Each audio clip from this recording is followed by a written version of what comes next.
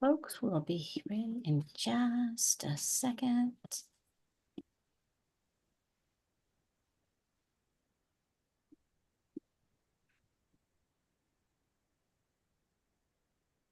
There we go. Now I found it.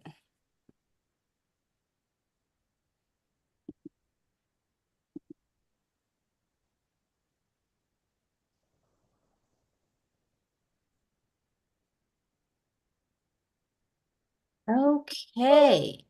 So, hello everyone. I'm so excited to be here. Welcome, welcome, welcome to Cosmic Conversations. I'm your host, Sheila Seppi, and you are watching and listening to us on the Conscious Awakening Network. Now, if you're viewing us on our website, thank you so much for visiting. And I do want to invite you to stop, take a look around, see what all we have on our site. And if you're watching this on YouTube, hit that like and subscribe button. If you're listening to us on our podcast or on any of the other Roku, Amazon, Apple TV, Android TV, Samsung, all of those other locations, we thank you so much. And don't forget, you can also download our free phone app from your app store. So whether it's an Android or iOS, your phone store will have it there for you. Now, real quickly, I do want to remind you guys that on May the 11th, I will be speaking at the New Living Expo. That expo actually runs the 9th through the 11th, and I would love to see you there. I will be speaking Sunday at 11 o'clock. And I'm also going to be speaking at the Light Language Conference in Arvada, Colorado, May 30th through the 1st. You can check that out at lightlanguageconference.com. Now, I am super excited to share with you my friend, Reverend Michael Carter. Now, Reverend Carter is a regular consultant on the History Channel's Ancient Aliens. He's appeared in Steven Spielberg's Abduction Diaries, The Real 4400, the History Channel's History's Greatest Mysteries with Lawrence Fishburne, Coast to Coast AM with George Norrie, Gaia's TV, Beyond Belief with George Norrie, UFOs. My little dog wants to get in on the excitement here. He has also been on UFOs, The Hidden Evidence on the Travel Channel. He is the author of several books also, including Ancient Scriptures, Extraterrestrials in the Holy Bible, A New World, If You Can Take It, God, Extraterrestrials, The Evolution of Human Consciousness, Initiation, The Spiritual Transformation of the Experiencer. Now, Reverend Carter was also recognized by President Clinton for his diversity and inclusion efforts. He currently serves as a minister for the Unitarian Universalist Congregation of the Shenandoah Valley in Western North Carolina. Tonight, he's going to speak with us about ancient texts and disclosures, and he's going to show you how the ancient texts regarding hybridization and an invasion of our planet are affecting the disclosure movement on our planet today. So I am super excited to introduce to everyone Reverend Michael Carter. Hello, everybody. Hello. Thank you for taking the time. Well, And I'm gonna share this now, right? Yeah. you sure can. Go ahead Boom. and share There we screen. go. Hold on. Yes. Okay, I am screen sharing. All All right. righty. Now, hold on. I think that's all I got to do. Wait a minute. Hold on. Okay. There it is. Come on. That's what I was looking. Okay. Hold on, gang. Going back. Okay. All right. Is that my first one? Okay. If we get jammed up, I think I'm here. Okay. Let me introduce myself. My name is Reverend Michael Carter. I am an experiencer, and well, I'm a dad. I'm a minister. I wear a lot of hats, and I just want to tell you how I got to this place, and then we're going to delve into all those things that Sheila was talking about. I was raised in the African American Baptist tradition, which, as you probably know, it looks kind of freer than it is. There's the music and there's the hallelujah and there's all that. But when all that is over, it's still us versus them. And so as I got older, that didn't resonate with me so much anymore, the judgment, those kinds of things. And so December 28th, 1989, I was coming back from the pyramids in Mexico on the Yucatan. And on December 28th, 1989, I uh, I woke up in the middle of the night and this person was in my bedroom. And so, needless to say, I was very afraid and very startled. Now, he didn't, I'm using the pronoun he, it could have been an it, a she. Um, he had on a jumpsuit that was made of this kind of stuff. It looked like Reynolds wrap.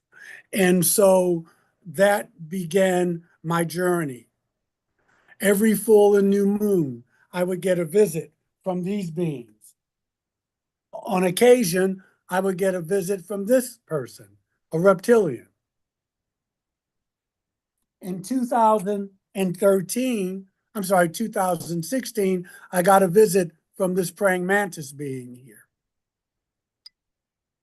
In 2013, I had a healing of a blood clot from this Nordic person here. And we can talk more about that as we move on. I am not a nuts and bolts person. I look at things from a more of a spiritual angle, a religious angle. And so I'm not really into propulsion systems and back engineering. I think those things are very important, but that's not where my passions lie. And so after I had these visitations, after I went to a support group, after I got regressed by Bud Hopkins and Gene Mundy, I started to get a handle on things. And I was thinking, well, if these beings visited me in 1989, then AD, then they probably were here in 1989 CE. So we're going to talk about the Bible, the Quran, the Upanishads, some of the Buddhist scriptures. But first, I want to go into disclosure. All right. Most of you here, you wouldn't be here if you didn't believe this. We already know that we live in a populated universe, but all of us don't know. And this is what's going on with Congress and military intelligence, what's going on with religion now. You notice through all of this, we've had hearings. We're going to have hearings again in the not too distant future. The church has mentioned nothing outside of the Catholic Church. I want to correct myself. But basic mainline religion has not mentioned this at all. So leading members of the Pentagon are concerned about the repercussions of what will happen if they release this information. Meanwhile, other people in the world of military intelligence are constantly leaking more information in the last few months than we've gotten in the last 70 years. Of course, you recognize David Charles Grush, an American intelligence officer. Now, the belief by the general public is that the Pentagon does have access to non-human exotic technology and non-human pilots.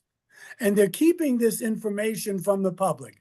But trillions of our tax dollars are going to Black projects, to these secret government projects.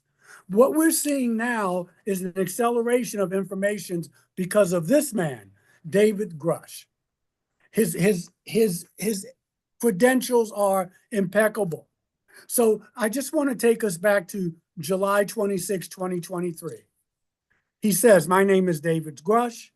I was an intelligence officer for 14 years in the United States Air Force at the rank of major. From 21 to 23, he was a part of the National Geospatial Intelligence Agency as a full bird colonel. We'll go on and on and on, but you get my, his work, his integrity is impeccable.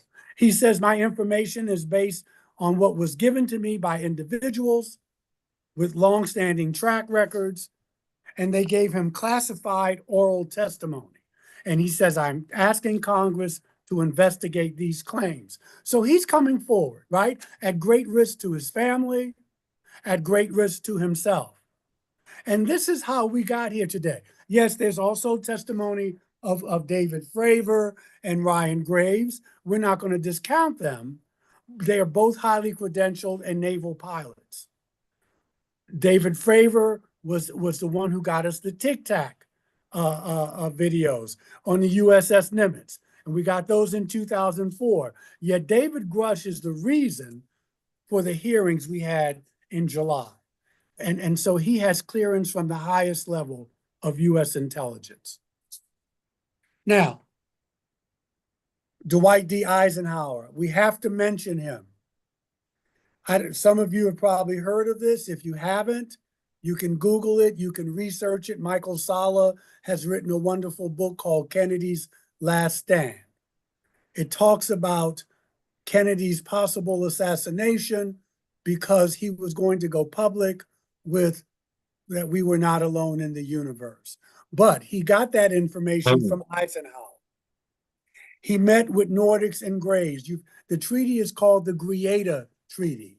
Allegedly, some Nordic star people talked to Eisenhower, asked him to dial it back on the nuclear weapons thing, and that he would give them tech, and he would give us some spiritual lessons that we could learn. Eisenhower allegedly said, no, we can't do that. The world is too dangerous. They warned Eisenhower about a group of Greys, not all Greys, mind you, but a group of Greys who didn't have our best interest in mind. These Greys approach Eisenhower. They say, we will give you tech, probably some of the tech that we're using today. If you go back and read The Day After Roswell, those kinds of books are talking about the technology that we have today. They just say, if you will let us take some of your citizens just to test them, Eisenhower says, well, I really can't stop you. He gives the okay. These beings are going into people's bedrooms at night. And then Eisenhower finds out that they're breaking the treaty, that they're doing much more than they said they would. Now, again, this is, you can't prove this happened. Laura Eisenhower hints very strongly that this may be very true, but you can look this up. It's called the Greada Treaty. Who knows what other treaties that may have been signed, which may be why we're not having disclosure as quickly. We don't know what our leaders have been doing. And so the attitude in Washington appears to have shifted in the 21st century, not just in Washington, but around the world. There's so much credible information that has been declassified now and available to the public. So I'm hoping that you won't just take my word for it. I'm hoping that you will go out and do some of this research on your own.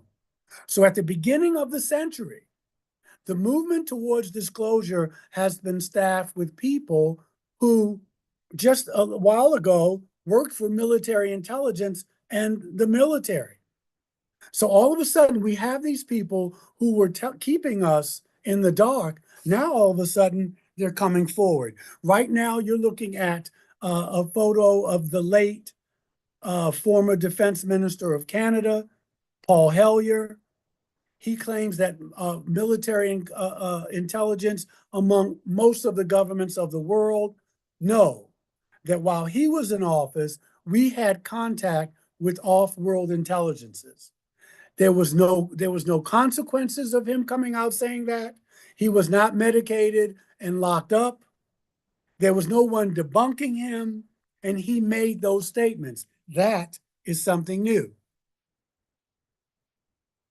In 2008, Dmitry Medvedev, he is the deputy chairman of the Security Council for the Russian Federation. He's one of Putin's right-hand men. On a hot mic, on a live mic, he said that each prime minister of Russia is given a dossier detailing the spacefaring civilizations that we are already in contact with. Again, no debunking, nobody locked up, nobody medicated and put away. President Putin didn't go on camera and distance himself. It was just left out there for people to take in. See, I argue that we're already in disclosure. This is disclosure. If you're waiting for a president to come out on the White House lawn and say, guess what, folks, we've been lying to you for 70 years, and that some people have lost their lives, you're living in a dream world. But we're already in soft disclosure. Mark McKinnon, do you remember him? He managed to hack into NASA's computers, and he came across images and texts revealing that there was already some kind of communication going on between US intelligence and extraterrestrials. Mr. McKinnon is a Brit. The US wanted to extradite Mr. McKinnon and lock him up for the rest of his natural life. But Great Britain said, no, no, no, that's not going to happen. To top it off, an amendment was made to change the law between Britain and the United States regarding extraditions to protect Mr. McKinnon.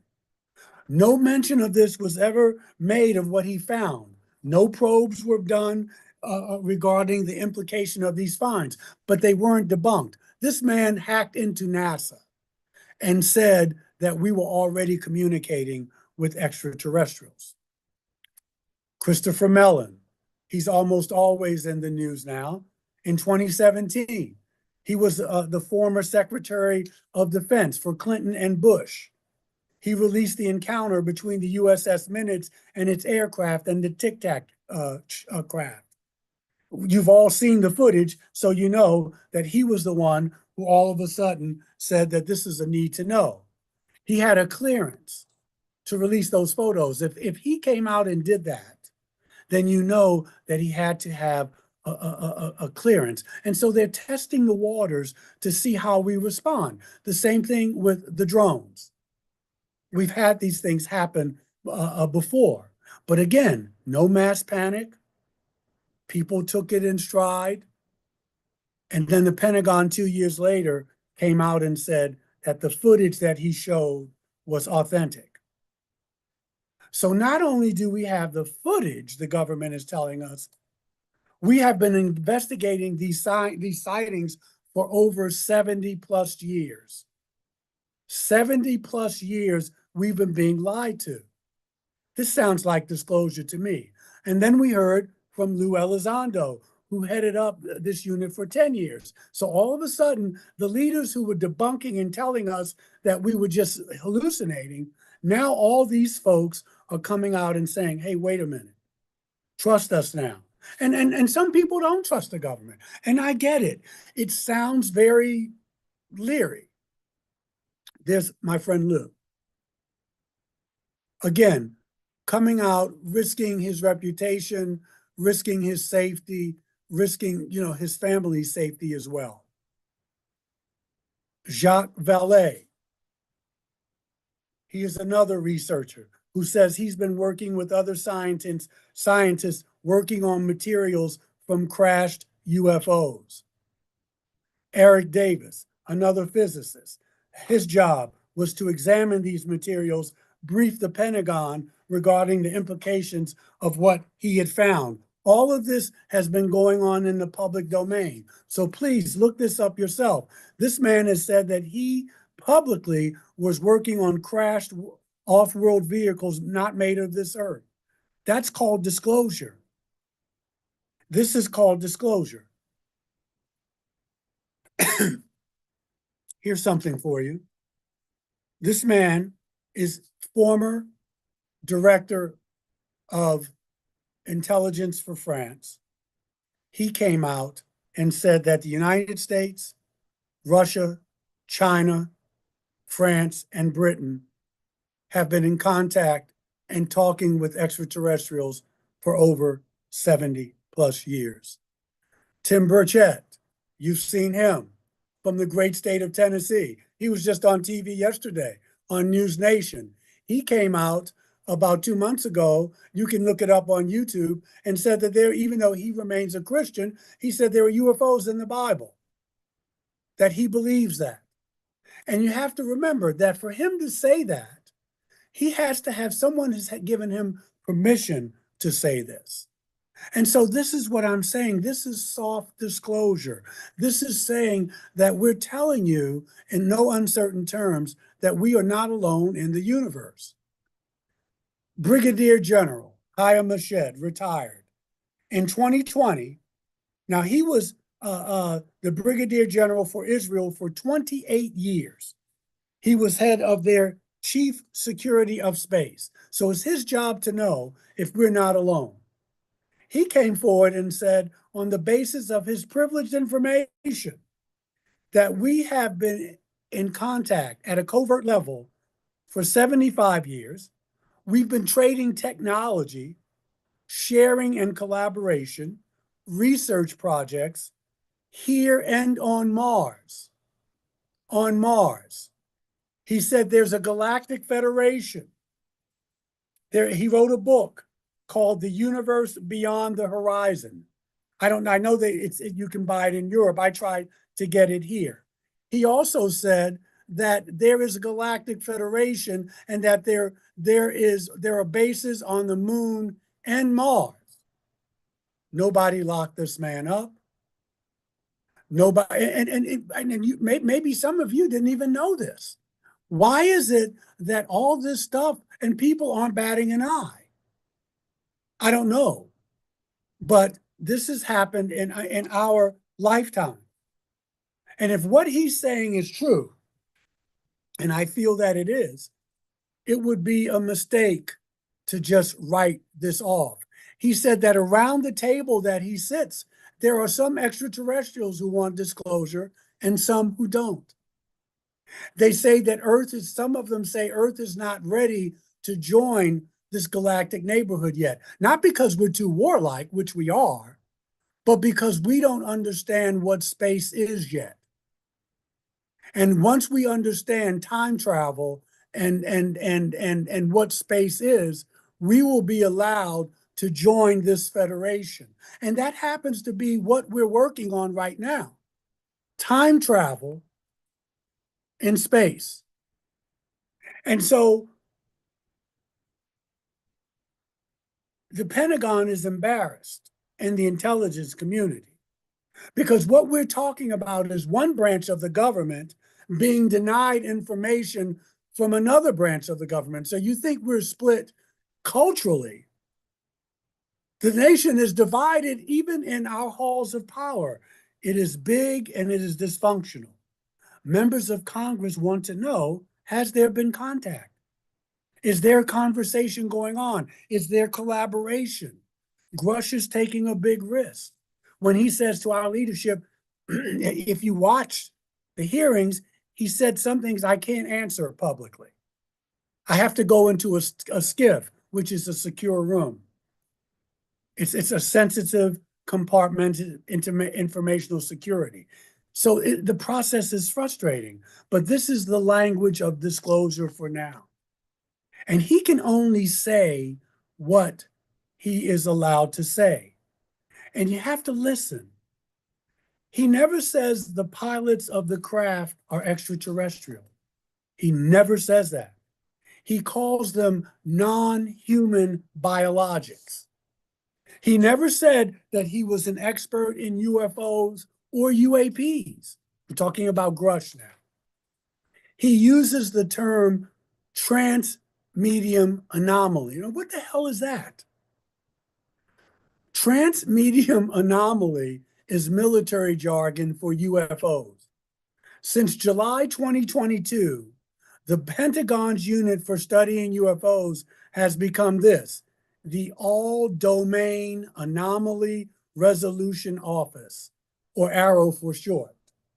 So it's not just, and this is important, it's not just focused on things which fly in the sky or which cannot be explained.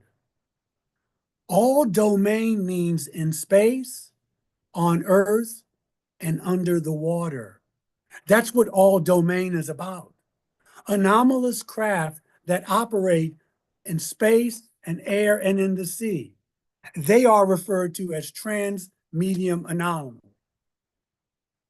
Now, Grush also uses this term, non-human biologics. Now remember, everything he's telling us has to be cleared from higher ups.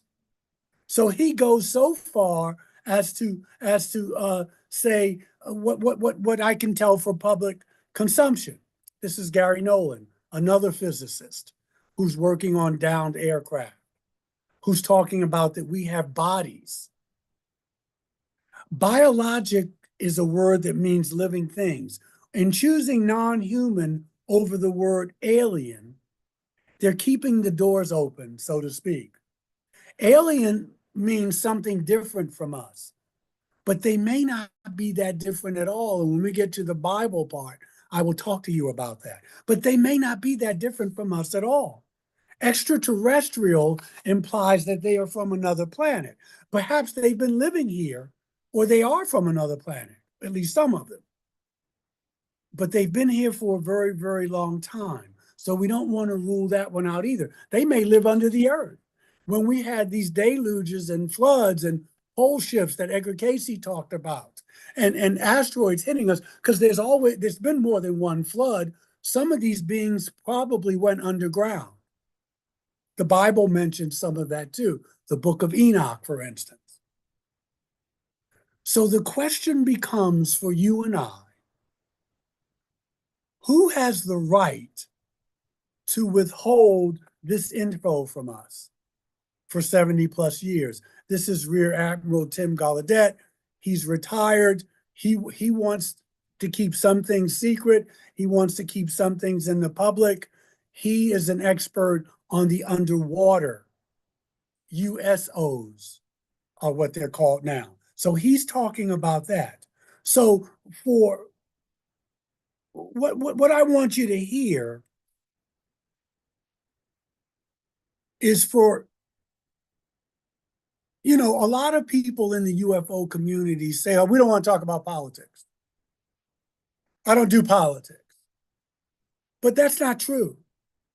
This whole phenomenon is about politics. If you've noticed, all of the people that are coming forward are all in military intelligence. Did you notice that? They're all men, but they're all in military intelligence. Now, some people may say, well, they have all the credible information. But I say we need to be careful because people like you and I, we may not be taken seriously.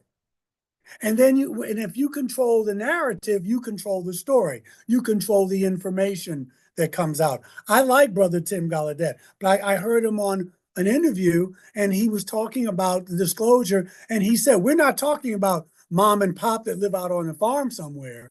And that's just not a good thing to say because mom and pop may have more information than they may have.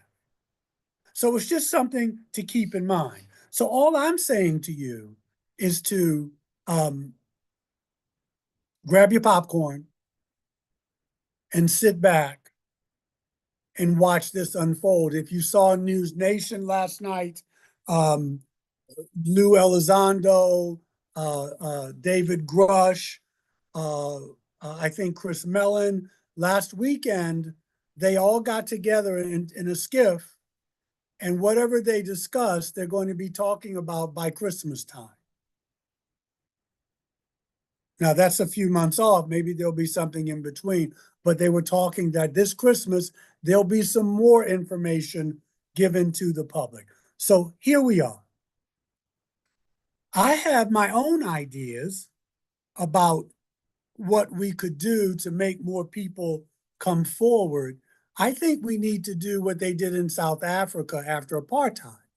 They had something called the Truth and Reconciliation Committee. Maybe you remember that, where what they said was some people were killed,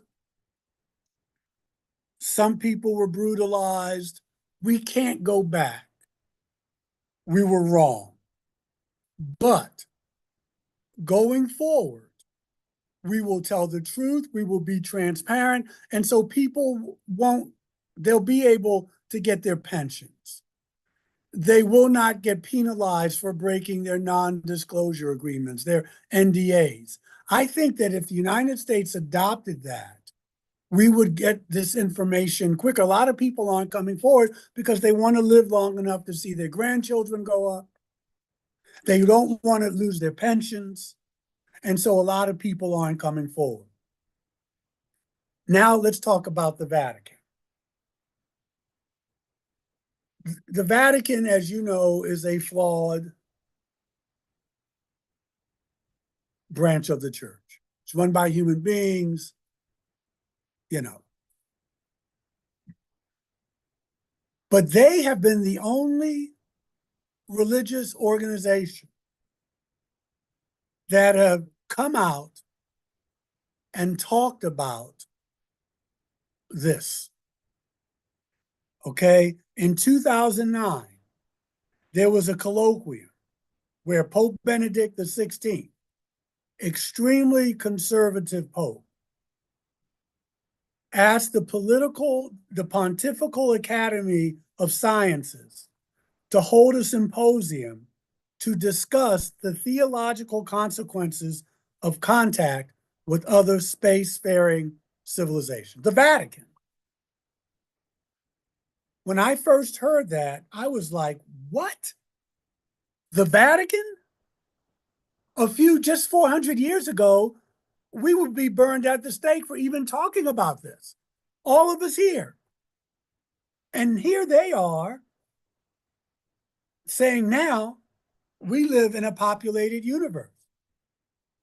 Brother Funes said that you should not be surprised and that we should be prepared to embrace a brother or sister from another planet.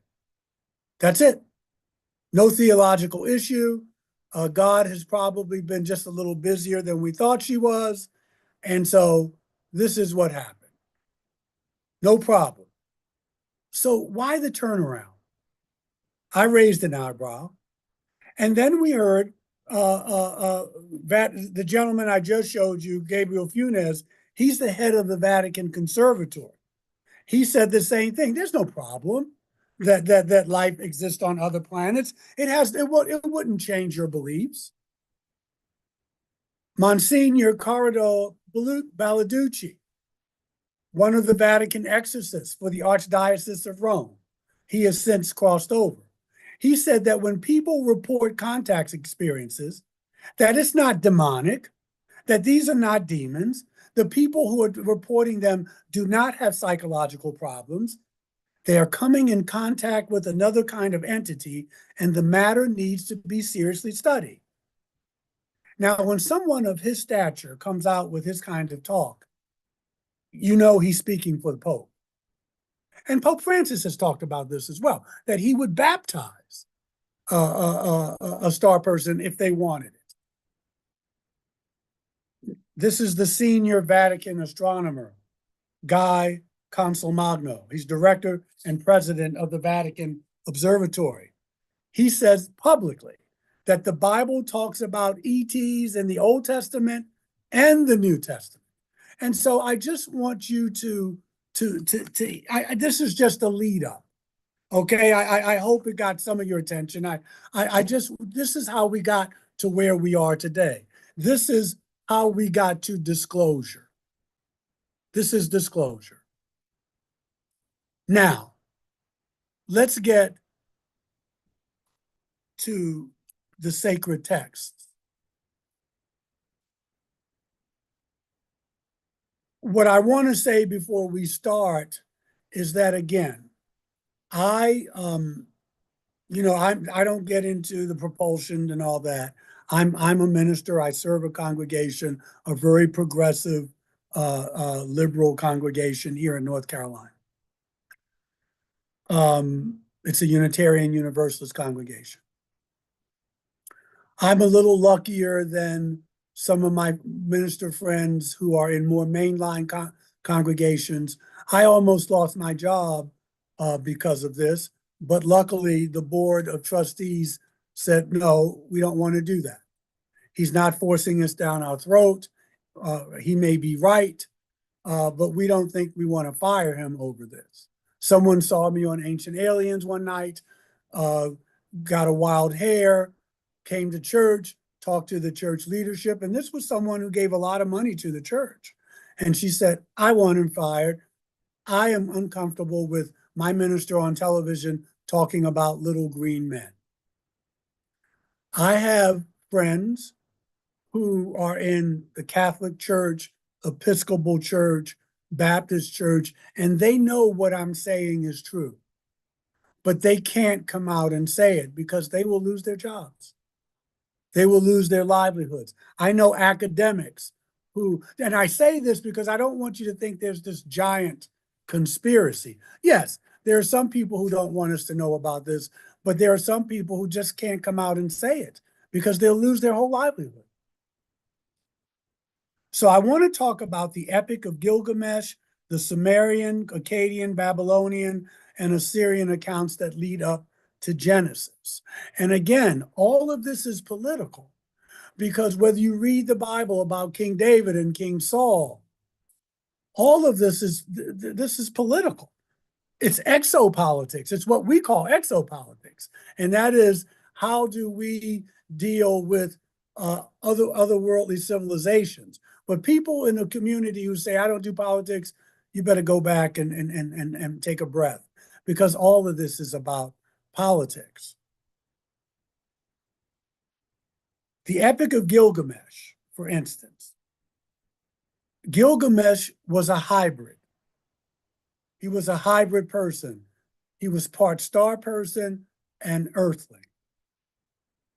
He was human, but he was enhanced with the DNA of these beings who came from space, and they ruled over our ancestors. I say that our planet was invaded. When you read the Bible and these other texts, they're telling you these beings came down from the sky. Some of them helped us, some of them didn't. Some of them colonized us, some of them didn't. I call that an invasion. You may call it an intervention. Some of them were helpful and some of them weren't. In the Hindu text of the Upanishads, the Mahabharata, and the Vedic text, we are told about something called vimanas. They are flying machines. They are airborne craft or temples. Sometimes they're described as flying cities. These machines were around 5,000 years ago and beyond. Josephus writes in Book 6, in the Book of War, in his story about the Jews, he says that flying shields were at the Battle of Jerusalem, of the Romans. There were flying shields in the sky in 70 AD at the Battle of Jerusalem. So our ancestors' experience of contact was diverse. They tell of invasion, they tell of colonization, as well as memories of assistance and intervention. But the church will not, as yet, has not talked about how will this affect religion. There's some of these stories that tell us that some of these extraterrestrials had a hand in our creation. Now, I don't know about you, but that's big news, because whether you're an atheist now or you don't believe in it, we were told that there was some God who created us. But these beings and these texts are telling us that these star people have had a hand in upgrading us, usually after some type of extinction event, which we may be in the middle of now. Plato talks about every 5,000 years, there is some type of event where humankind is almost destroyed, but these beings come down and help us jumpstart it. Genesis talks about this. These stories are found in Viking culture in Norway, the Middle East, Africa, Australia, the Americas, and from cultures all around the world. Many of these cultures talk about having a common ancestry off planet. They say these beings came down and told us what plants were good to eat, what plants were poisonous, taught us about animals, created some of the animals, and had a hand in creating us. Again, Plato talked about this. There was a and they call it panspermia, which is a theory that says life was created from beings from off planet, and that these beings came here and seeded us here. The Zulu people of Southern Africa, they have a version of this story in which the embryonic forms of Earth's animals travel through space. They come here in space pods. They land on Earth where the life forms continue to develop. The first pod to come belonged to someone called Unkunkulu. He's the creator god. He opens the pods that belong to him, fish, birds, animals. In the Sumerian tale called the Epic of Gilgamesh, we are told about a primitive man called Enkidu. He's visited, he has a female partner called Shamat. They come to the planet and they give us a recipe for beer. When you look at the book of Enoch, we're taught how to use crystals. We're taught how to use, the women are taught how to use cosmetics. We're taught how to use defensive and offensive weapons. They married some of the earth women. Some of them were pregnant and they gave birth to giants. We would call them hybrids. This is all in our sacred scriptures and all in our sacred texts. In the 3rd century BCE, the Greek Babylonian priest Berossus talks about a being that explains how we had this giant leap forward.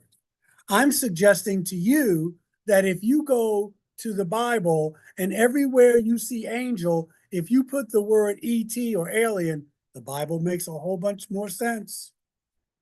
Look at the similarities. The only difference is nowhere in the Bible does it say that angels have wings. Nowhere. I believe our ancestors put wings on them because they were trying to tell us that these beings could fly. They talked about beings coming from the ocean, looking like fish. They were trying to describe what they saw. This is an illustration of that. In the 3rd century BCE, the Greek Babylonian priest Berossus talks about a being that looked like a monster standing on the shores of the Red Sea. They call them Oannes and the Apkallu.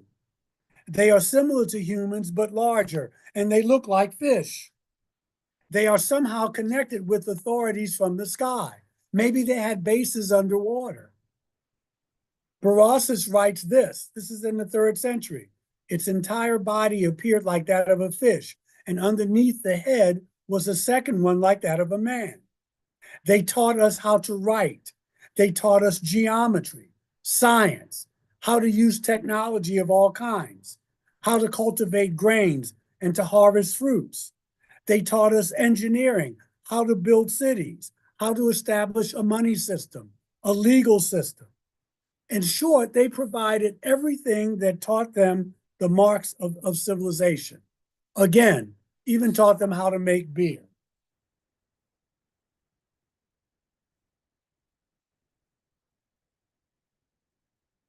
I'm going to leave that there for a moment. This is a scene from the Bible. This is when Abraham and Sarah meet the 3 guys who sound an awful lot like extraterrestrials. Now, of course, they make them look Nordic here. We don't know what they look like. We know that they were extremely beautiful because the men wanted to have sex with them. We know that they ate because Abraham, the hospitality laws were that you fed the stranger. In the story, he goes up to them and says, please don't go, stay. Let us get some food for you. And they tell him that your wife is going to be pregnant. And he says, no, that can't be. Even she says, Sarah says, how can that be? She's past menopause. She starts laughing. They ask her, what's so funny? Is anything too impossible for the Lord? She says, no. Guess what? She becomes pregnant. Where does that story sound similar? The birth of Jesus. the birth of John the Baptist. They're beings, angels, who are involved in that story. So in the 21st century, we would read these stories taken from our ancestors. We would read these stories and we would go, oh, well, that's symbolic. They really didn't mean that. But now, looking back on what's happening today, these stories are telling us the truth. We also get a stratification in our society because of these beings. Because as they leave the earth, they have children, half human, half extraterrestrial. The children, when they rule, the children rule. This is how we start getting our ideas of government.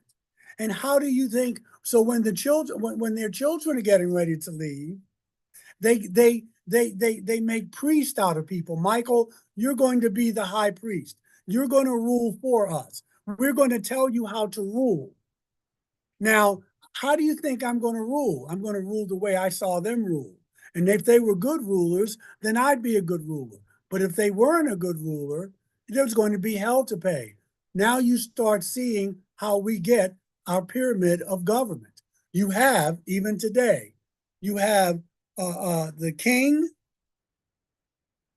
you have the high priest, and then it goes down from there. You have your soldiers, you have your police department, we got that from them. Now you got people who own land and people who don't own land because they were giving away land. Remember, they had taken land. And so you see how this bleed through is making our reality today more difficult or more pleasurable. So that's the stratification in society. There's a dark side to being colonized. This is probably what happened. These beings are godlike. They have technology. We don't. They tell us what to do. You know, Zachariah Stitchin talked about we were a slave species, that the Anunnaki came here and they wanted to keep us as slaves. We didn't even know we were naked. And then some of these beings said, no, we want to see what's going to happen on the earth. Let's see how this experiment is going to go. This is the Genesis story. It's the Epic of Gilgamesh story. You got one group of ETs that say, let's just get rid of them. They're noisy. They complain. They're not working hard enough. And then you have another group of ETs, like the ETs who warned Noah, hey, there's going to be a flood. You need to build that ark. Otherwise, you're going to be wiped out. Well, there were some other ETs that said, why would you warn them? Why are you doing this? So we read all these accounts, Anunnaki, Elohim, Yahweh. We see it in the Mayan stories. We see it in the Nigerian stories. It's in the Greek stories of Zeus and Prometheus, the Dogon tribe of Africa. These beings come down and they take over the planet. Here we have another picture of technology in biblical times. Deuteronomy tells this story as well. Why is this important?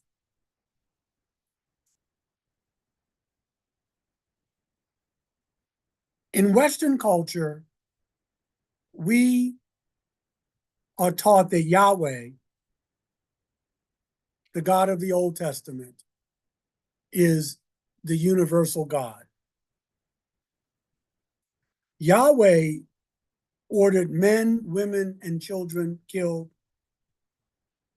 Yahweh destroyed human beings. I will get to that. It's important because because religion, there's a lot of wars fought in the name of religion. But if you worship a deity who says that it's okay to commit genocide, it's okay to separate people because of the way they look, it's okay to keep women downtrodden, it's okay to abuse them. If you worship a God like that, then you're going to think it's okay to do that to other people. Yahweh was a very jealous God. Is that why would a God be jealous? He didn't want you to make graven images of him. He didn't want you worshiping other gods because there were other extraterrestrials on earth at the time. He uses violence against those who don't follow him. These beings fight among themselves. They fight among themselves. And guess who's caught in the middle? Human beings. Human beings. In the Ten Commandments, Yahweh tells his people that these are not, that I'm a jealous God. You're not supposed to worship the other gods. You don't bow down to them. You don't even depict them. And there are other gods mentioned in the Bible. I think they're ETs, Molech, Baal, Chemosh, Milcom, Asherah, a female god who was known. They loved Asherah. They loved Asherah. They called her by many names: Isis, Astar, Nut, Anat, all different names.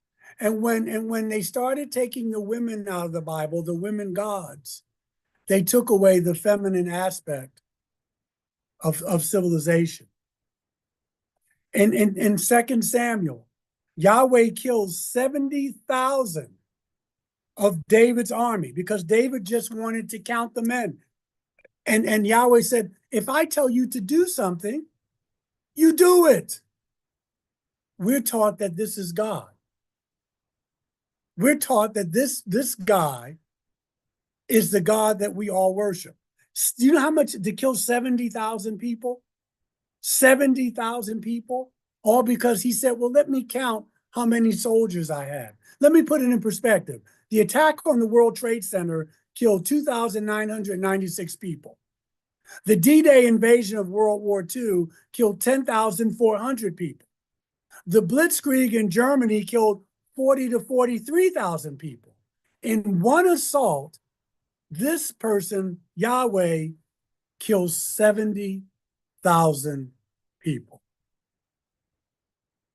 We were taught, you and I, that the Bible stories in the Bible are about God. And a lot of people leave religion. They say, Michael, I don't believe in a God, or I can't believe in the God of the Bible. I don't either. I don't either. I can't believe in a God who would allow that to happen. But we were taught that these are God stories. I'm here to tell you that when you do the research and when you look at the biblical languages and get the root words, our ancestors are telling us what it was like to share this planet with extraterrestrials. How did this happen? The first king who transformed Judaism, because it wasn't always monotheistic, was a guy by the name of King Hezekiah. King Hezekiah, between 6 and 7 BC, was a Yahwist. He worshiped Yahweh. He had his troops destroy all the evidence of other ETs. Asherah, Dagon, Chemosh, all the gods I named, he had them destroyed. Altars were torn down, high priests were killed. He wanted to make it one God, one king, one temple, one high priest. His son, his grandson, was 7 or 8 years old when he became king. He set about all the reforms of his grandfather. They started rewriting the Bible. They started rewriting, not because of grammar, but because of ideology. They wanted Judaism to not be polytheistic. They wanted to be monotheistic. So he got rid of Asherah, again known as Hathor, Venus, the lion lady. In Greek mythology, she's called Venus. Got rid of all the female gods and the male gods. He sent his army in and they killed everyone who wouldn't convert to Yahwism. Sound familiar? And so this is how we get the Judaism that we have today. The stories of Abraham and Sarah are Elohim stories. This is how we got the religion that we have today. So, are there any questions before I go further? I don't see any in the chat. I think everyone is enamored. Either that or they're snoring. All right. Don't think so. Okay. All right. So when you pick up a Bible, everywhere you see the word angel, put ET. Where you see the Lord capitalize the word Lord, remember that's Elohim. It means God's plural, not one. It doesn't mean one God. In Deuteronomy 32, we find out that these beings come down and they carve up the earth. Yahweh got the Middle East, what we call the Middle East now. He didn't even get the whole tribe of David. So he didn't get any land. So what does he do? He goes to war to take other people's lands. This is how we got to where we are. The other hint that tells you that Yahweh is not God, in 1 Samuel 8, they fire Yahweh. They say, we don't want extraterrestrial gods. We want a human God for human people. So in some ways, they fire Yahweh. So Yahweh backs off. So they ask for Saul. You've heard this story. Saul becomes the first human king of Israel. Now, if Yahweh was God, the Almighty God, why would they fire him? Why would they get rid of him? That's another hint. Saul has a bad time of it. He's got some mental illness. He may have epilepsy. So he doesn't do what Yahweh asks. So Yahweh gets David. David becomes the next king of Israel. So I just want you, and we can get to the New Testament too, if you want to talk about Jesus and how that plays out in the New Testament. But again, if you worship a God who enacts violence and genocide, then we have to say that violence and genocide is okay. If you worship a God who regards human beings differently because of the way they look, that these are my people and these are not my people, you know, if it's a xenophobic God, then you will do that. You will do that. Some of the things that Yahweh does in the Bible today, we would call that a crime. But because it's in the Bible, we say, oh, that's okay.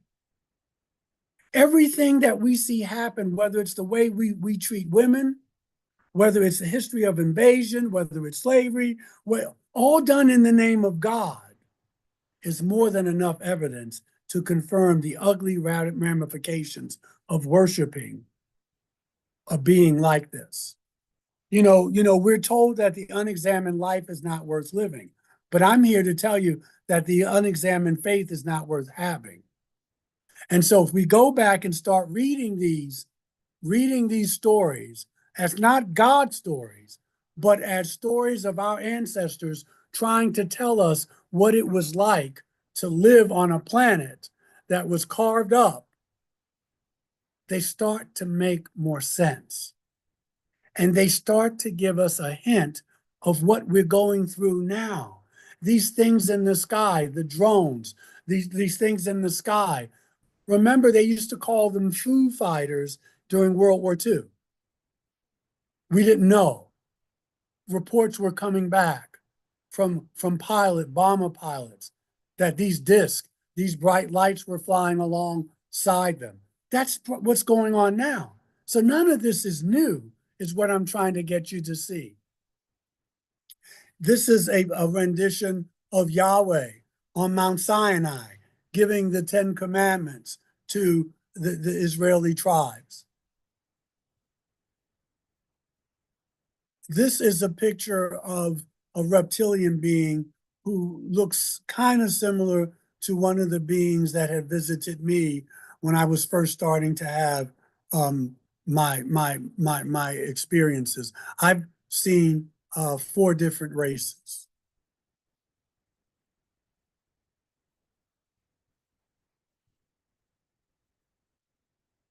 This is this is an interesting story. You've heard of Ezekiel, right? And there's a book out called, it's old, called The Spaceships of Ezekiel. It's written by, he's dead now, a guy named Joseph Blumrich. He was a NASA engineer. And he took the descriptions of what Ezekiel said he saw, and he put all this together, and he said, that is what probably Ezekiel saw. Now, the Bible translates what he's saying, Ezekiel, as Ruach, which means the Spirit of God, but it's not the Spirit of God. He was trying to use his words to say, this is the technology that I saw. And he's calling the craft itself the Ruach of God. However, NASA has a patent on that ship. How could NASA have a patent on the Spirit of God? NASA has a patent on ancient technology. I can give you the patent number. US 3789947A. It was obtained February 5th, 1974. That is the patent number for the spaceship that Ezekiel said he saw. This is a picture by Urt de Gelder in 1710. You may have seen this. He was a Flemish painter. It's called The Baptism of Christ. You see the ship at the top, or what looks like a ship, shining a light down on Jesus being baptized by John the Baptist.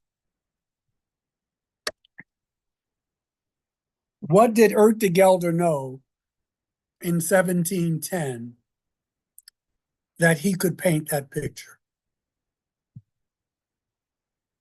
This is a picture of what we would call Christmas.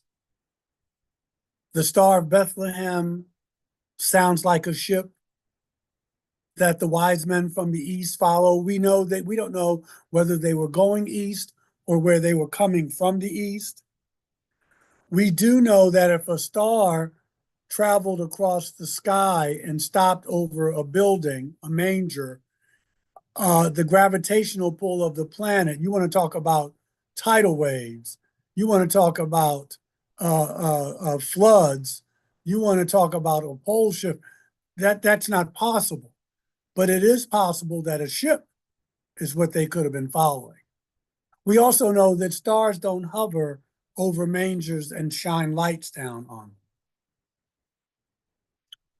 Here's a painting, I think from the 15th century. You've seen this before. It's Mary. Look in the back there. Look there. Whoever painted that painted, it's a Renaissance painting. Look at the ship here.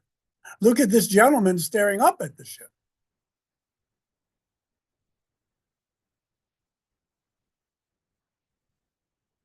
Another medieval fresco, the Crucifixion. Notice the craft in the sky to the right and left of the paintings. What was the artist trying to tell us?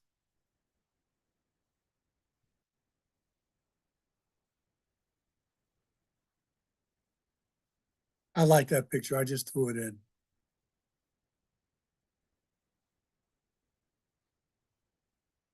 So, you know, the Hopi, the Cherokee, the Sioux, most Native American uh, nations talk about the Star People. The Cherokee talk about the Palladians. They say we were created by the Palladians. The Hopi talk about the Star People coming down. The Kachina dolls that are so popular are really extraterrestrial beings. They talk about the ant people who lived underneath the earth. And at the time of the cataclysm, they went underground. And the drawings you see, they look like ant people. They have antennas, that kind of thing. But all this is what I'm trying, I can't hammer it home enough. All these civilizations are telling us that civilization started by these beings coming down from the sky. This is how I believe our religions were started. Here we have the Mayan tradition, talking about when you read the Popol Vuh, they talk about Quetzalcoatl and other gods, and they talk about them looking like reptilians, serpent gods they call them.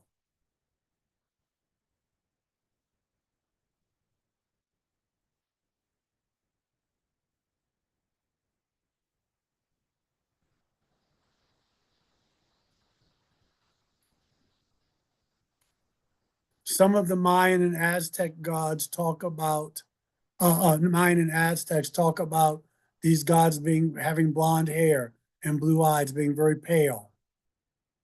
We may say maybe they're Nordic looking, maybe they're Palladians, maybe they're the tall whites. So I just wanted to put that in there so you could have a visual.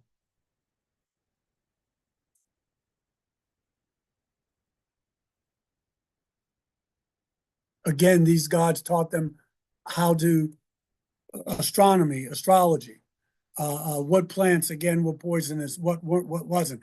Told them about, showed them how to use technology, weapons, those kinds of things. Again, some of this stuff I just throw in because I like it.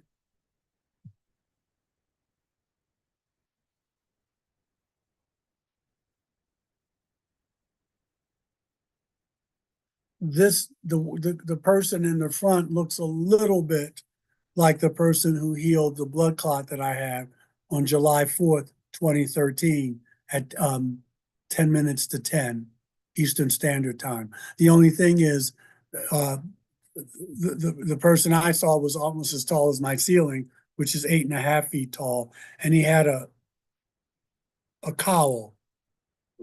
We call it like a hoodie, but it was a cowl. And he held his hand out, and an apple green light came out, and I was sitting up in my bed, scared to death, and it hit me in my stomach. I didn't feel any pain at all, and then he just dissolved. I called a friend of mine, Preston Dennett, who's written 2 books on extraterrestrials healing. I'm in his second book because of this story. I called him, and he was living in LA. Well, he was living in California. Now he lives on the East Coast, but so he wasn't home. It was 10 of 7 there. But I had a blood clot heal. And as a matter of fact, an episode of Ancient Aliens that's coming up, I talk about this.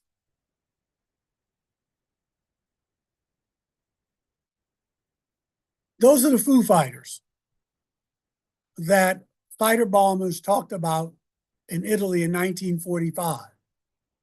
And I put that there so you can see that history is repeating itself when we have Tic Tac film and we have our fighter pilots and our airline pilots, commercial airline pilots, talk about being followed by orbs or craft or balls of light. This has been going on since the modern age, and obviously before. That's why I took you through all of that history there. So this has been going on. This is nothing new. What's going to be new is how do we handle it? Are we going to keep lying and telling people we don't know? what it is. Meanwhile, we're using their technology, or are we going to come out and say, hey, listen, we need to have a come to Jesus meeting. And how is this going to affect religion? Or come to Buddha or whoever you want it to come. But we need this information. People are hungry for it. We're ready for it. This is the denial, anger, bargaining, depression, acceptance, the 5 stages of waking up. I put this in there because there is an ontological shock. I talk to ministers every day now, um, and and not just ministers, but they cannot let in that we are not alone in the universe. They cannot let that in because we've been told that we're as good as it gets. We've been told that human beings are the pinnacle of creation. And they can't. I heard one guy say, well, if extraterrestrials exist, this is a Catholic priest. He told me that if they exist, I cannot believe in God anymore. I thought that was extreme, but this is what I'm talking about, that people cannot let this in, that the universe is teeming with life. I wanted to put this quote there by Einstein. I don't need to read it to you. You can read it for yourselves, but I think this is where we're going. That God, and you can use that a different word, the source, the force, whatever you want to call it, it doesn't matter. But people are getting away from the concept of a Santa Claus kind of God, where I'm sitting up here and I'm just going to judge you whether you're naughty or nice, that you're outside of me. People are turning away from that now, especially now we're in the age of Aquarius. People, you don't need a savior. You can tap into what's in you. You can say the God in you, the kingdom, whatever you want to call it. But this is what Einstein was ahead of his time when he was talking about this. We need to get away from the dogma of theology. And because a lot of these beings, not all, but a lot of these beings are deeply spiritual beings, and yet they have the tech. So you can have a high degree of technology and still have a high degree of spirituality. We have a high degree of technology here, but we don't have the spirituality. I'm talking about collectively speaking. And this is what life is. You just chase it. You just chase the money to your grave. This is what we're taught. Meanwhile, this whole thing is about consciousness. It's not about lasers, and I mean that's important, and better minds than I can unravel that. But it's about a change in consciousness. If we're going to change this planet, if we're going to change the way we deal with each other, because if we don't, we're going to kill ourselves. We're going to have to realize that it's more to life than this. This is good, but to worship it, to chase it, I'll let you read those. I thought they were interesting.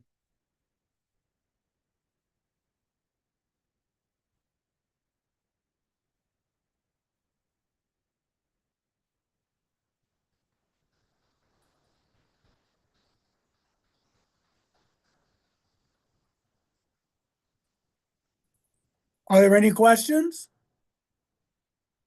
Yeah, Michael, I want to ask you just I real mean, quick there's more first. here, but yeah. Yeah, Yeah, this is, this is a wonderful presentation, and you've given us tons of food for thought. But in your opinion, how do you see disclosure affecting the mainstream religions today? that's a great question. Um, I think that Catholicism, Hinduism, any Buddhism, which is more of a philosophy than a religion, any of those schools of thought that make room for other deities will do okay. Christianity will have a problem. Why? Because if Jesus is the savior for the whole world and for the whole shebang, what does that look like?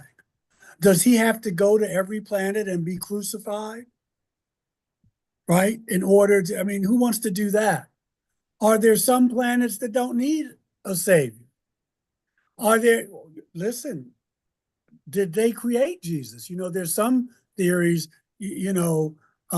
where Jesus was genetically enhanced by them.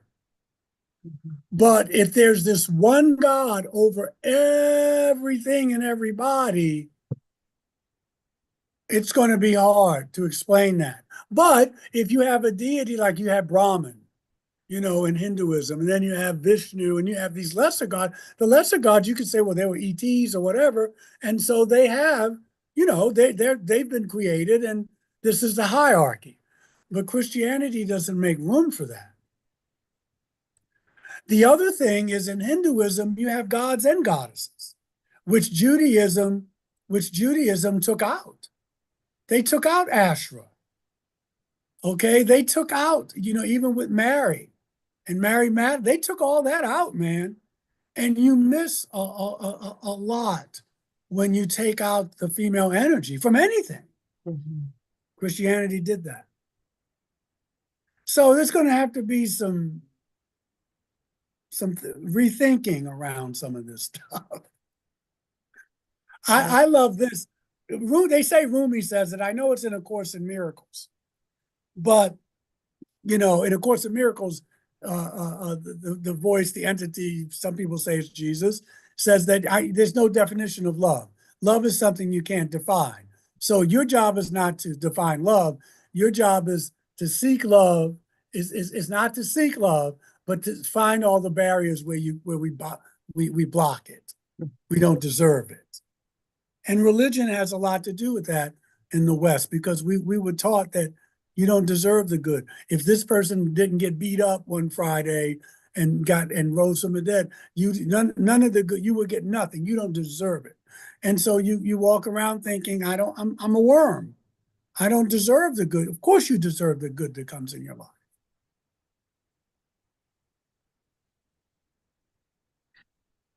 I put this up there. I think I want people to realize that this is part of the journey, and part of that journey is knowing what I can control and what I can't. I'm having a lot of people, my wife, as you know, Sheila is a therapist, and I do a lot of pastoral care with experiencers and non-experiencers. But a lot of people are coming, they're anxious. A couple people, their marriages may break up because one person can't let it go about what's going on in the government. They just can't let it go, and they can't get it that you can't control other people. You can't control, you just have to be able to respond. And so you can't control other people's words, their mistakes, their beliefs, the consequences, but what you can control is your behavior. You can control how you respond. Notice I didn't say react, but how you respond to challenges. These are the things that are your responsibility in the blue. If you want to have inner peace, that's what you want to grasp. Everything else, you can't. You'll be miserable. You'll be miserable. I like this. It's a variation of the Serenity Prayer.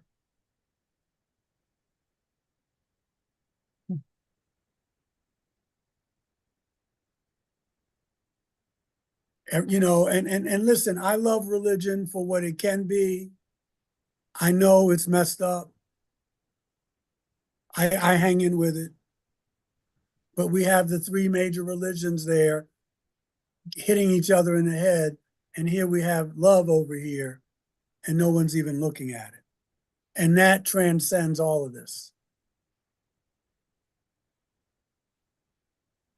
I love this by Maharishi. How should we treat others? There are no others. They're us. What I do to you, I do to myself. What I do to the planet, I do to myself. We've forgotten that.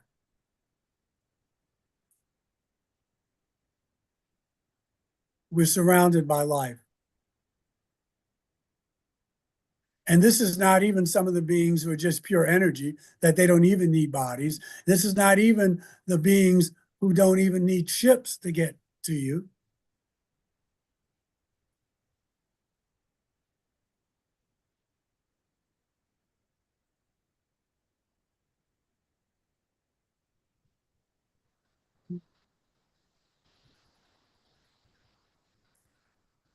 If we destroy the natural world, we destroy ourselves. I like this. There's two. I got another one. This is they're saying in the mist. Well, they spelled it wrong. Let's give them a chance they deserve, and then you have that.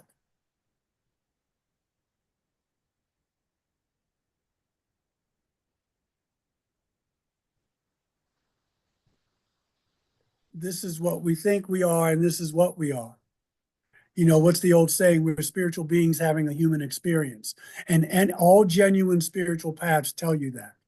All, even extraterrestrials, there's literature that tells you that you are not your body. Now, that doesn't mean you don't take care of it, you don't eat, but life goes on. When you lose your body, you're still consciousness. You are a being of light. You are still, this is, and religion's got this screwed up.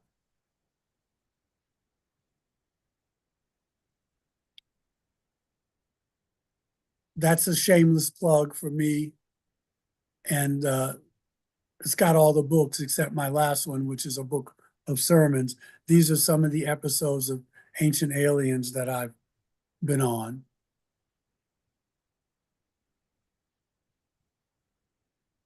And I thank you.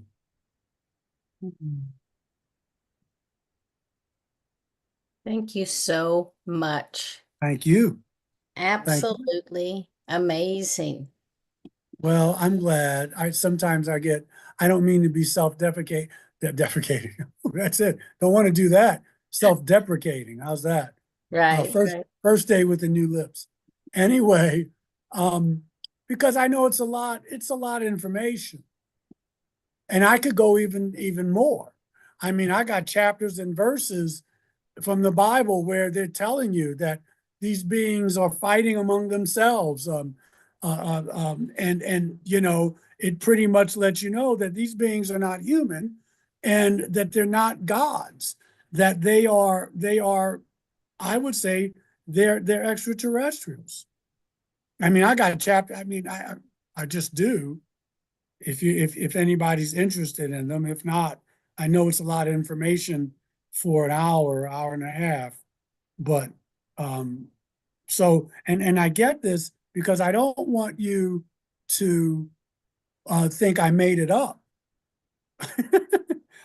I don't want you to go, well, what the hell is he talking about? I'm looking for something. I want you to see about Michael.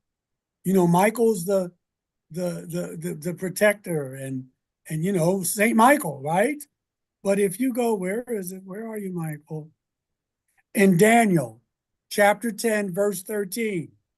Michael, another angel, comes to assist Daniel, right? He's helping Daniel. Because Michael says, I would have been here 21 days ago, but I was fighting the Prince of Persia, who I'm thinking is another ET. All right, this is Daniel 10:13. The angel was delayed 3 weeks until Michael showed up. And then when Michael showed up, he could go help Daniel. Okay, in Acts 12:3-19, Peter is freed from prison by the angel. Again, I say ET. Some of the Daniel in the lion's den, who comes and visits to help him out? The angel. So some of these beings want to help Project Earth. Some of these beings want to see us grow. Let's see how this experiment turns out. But when you go to Yahweh, Yahweh, let's get rid of him. When you go to the Tower of Babel, what does he do? They build a tower. Yahweh, the Lord says, oh, watch out, look at them. What are they building? If they build this, we can't stop them doing anything. We got to go. So what do? They destroy it. And then they mix up the languages. They mix up the languages because they didn't want us. Some of these beings didn't want us to thrive. They wanted to keep us as a slave race, like Zechariah Sitchin has. So there's more. I mean, I got chapters and verses, but and if you just ask me, and it goes into to Jesus. If you notice, Jesus never ever talks about Yahweh, ever. I was taught that Yahweh was his daddy. Never says anything about it. If anything, he kind of separates himself from Yahweh. If you read the New Testament, a lot of times he'll say, Moses told you this, but I tell you this. Remember, Moses was a Yahwist. The old law tells you this, but he's saying Yahweh's over here and I'm over. And by the time you get to Acts, they don't even follow Mosaic law anymore. You don't have to be circumcised. You can eat meat. You don't have to keep kosher because it's changing. It's a more international religion. But I'm just saying these things I didn't know. I didn't know. And now I look at the book and I go, now there's some beautiful stories there, good philosophy. Don't get me wrong. I wouldn't throw it away. I got 5 of them sitting down here now.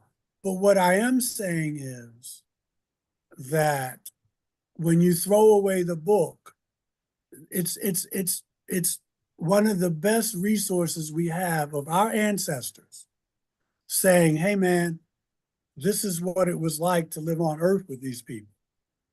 We were walking the planet with these beings. And these are the stories we can tell you.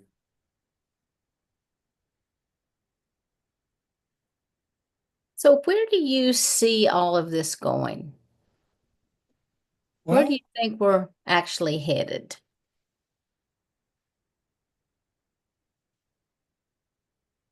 I think we're headed for a rough time, not an insurmountable time. But the churches aren't telling people. I can't tell you how many people. I talked to a guy today.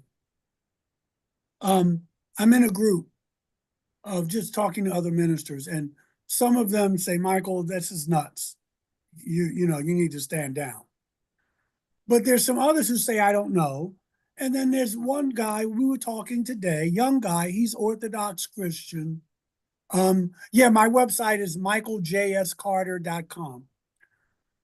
And no, Michael J, yeah, Michael J Carter, michaeljcarter.com. And he said, Michael, I don't know if what you're saying is true. He says, I'm open to it. He said, but I have people in my congregation and I know people and they come up to me and they tell me this stuff. And I feel bad that they don't have someone to talk to. And that's how I feel. You need somebody to talk to. You're not crazy. Now that's answering part of your question. I think that it's going to be a lot of fallout, but I think that most people will be able to handle that we're not alone. It's going to be a harder sell for people who, because I know there's some people in the Pentagon who in Congress who say, no, these are demons. These are demons, Reverend Carter. I don't know what religion you are. You must be crazy. These are demons. And they won't let it in. So it's going to be bumpy. Right. But, hold on. Someone's saying something. It should be Michael, then put michaeljscarter.com. Right? It should be Michael J. It's a new website.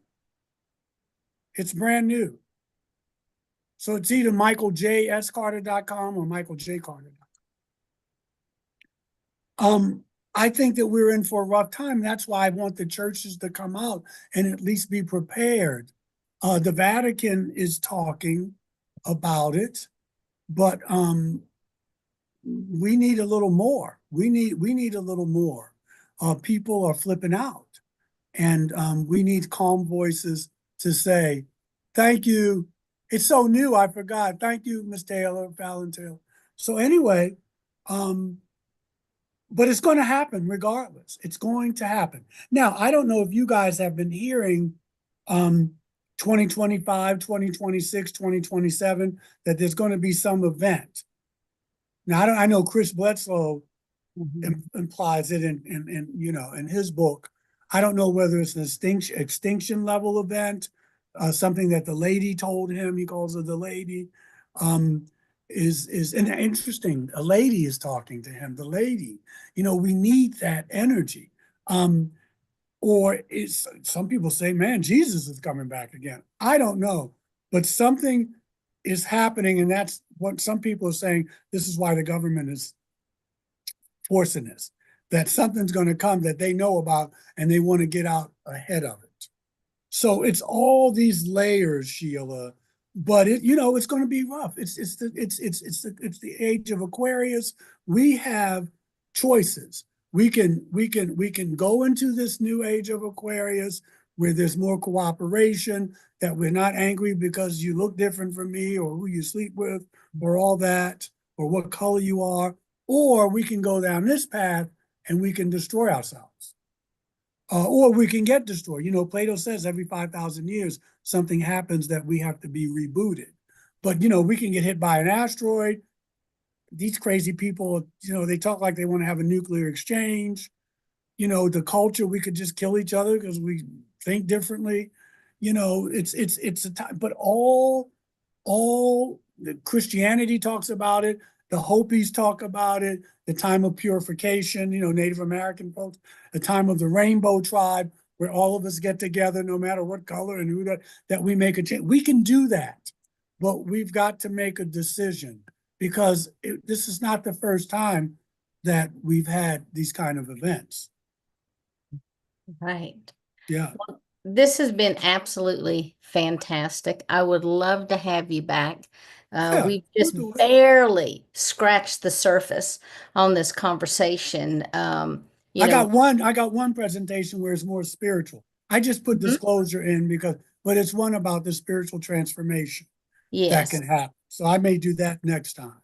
Yeah, Um, that'll be great. you know, These types of conversations are, I believe, the types of conversations that we need to be having, that yes, we need to be yes, sharing with everyone for a lot of different reasons. When disclosure happens, it's not just about extraterrestrials, it's about all thank the you. other lies. It You know, is.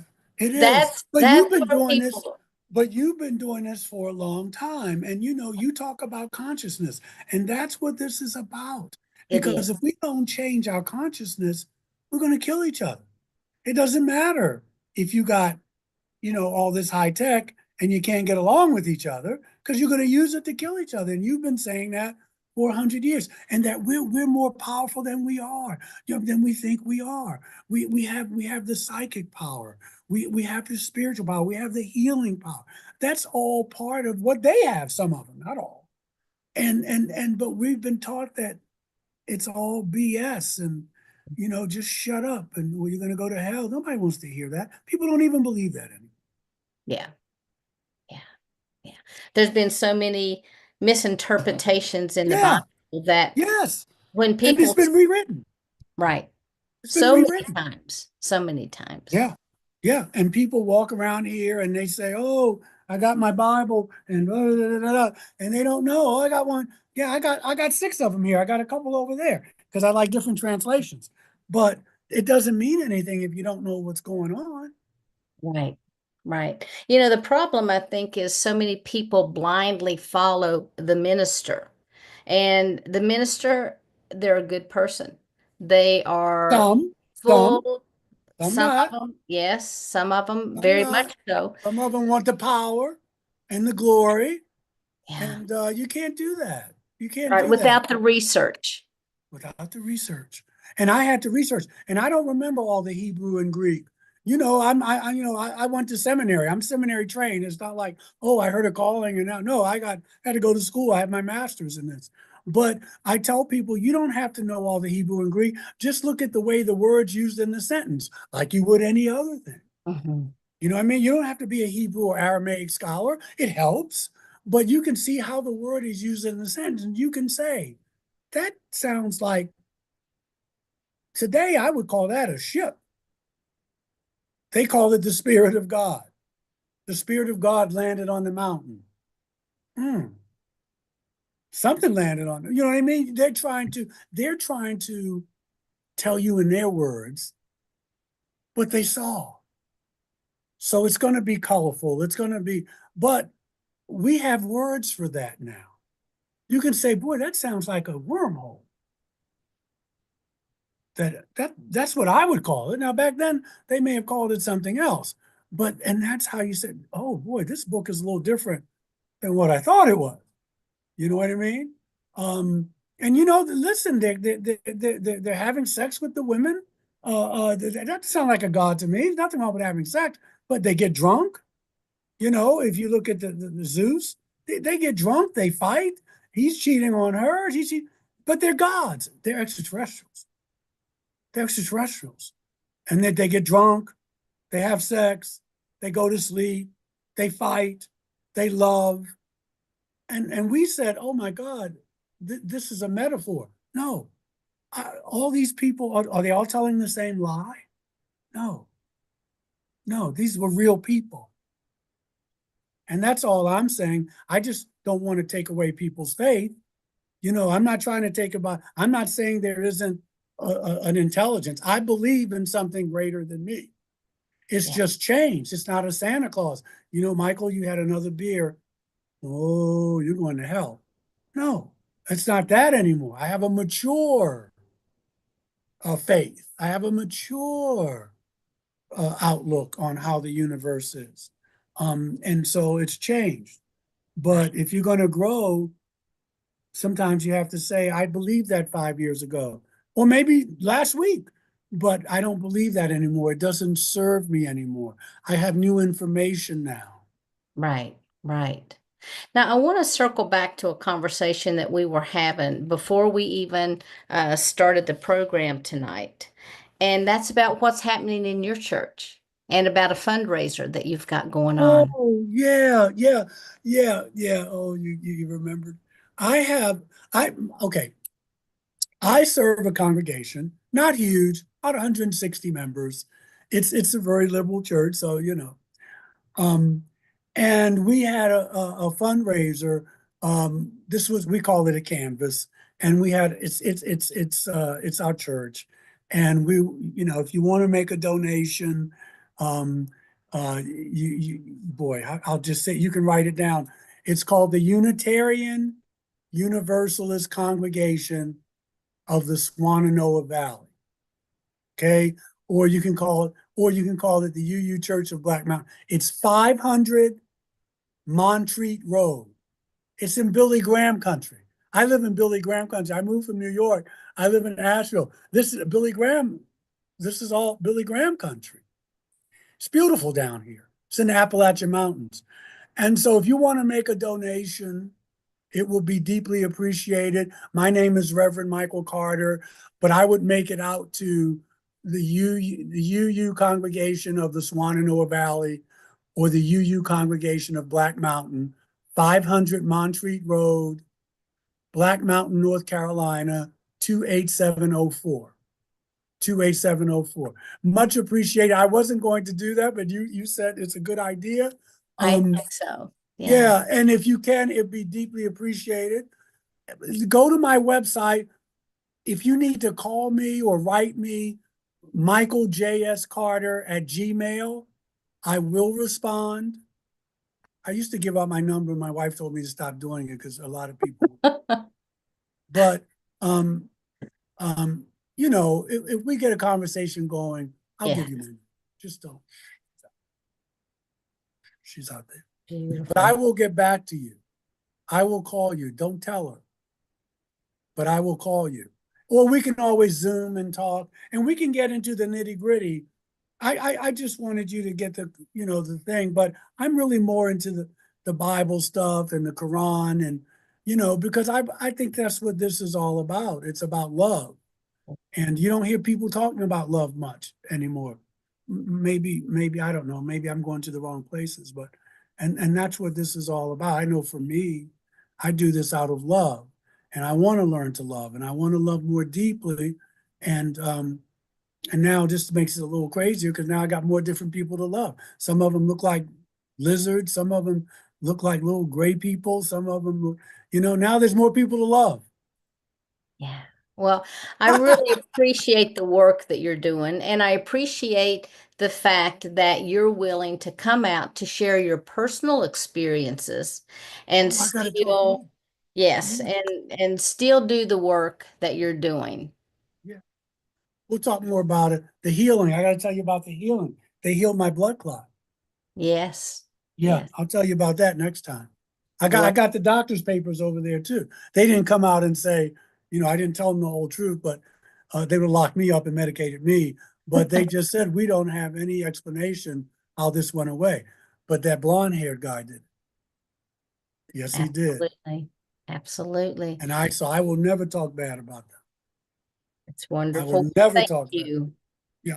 Yeah. Thank you so much for being here. Thank you, everyone, Yeah, for thank you, being everybody. with us. Thank you, thank you, thank you.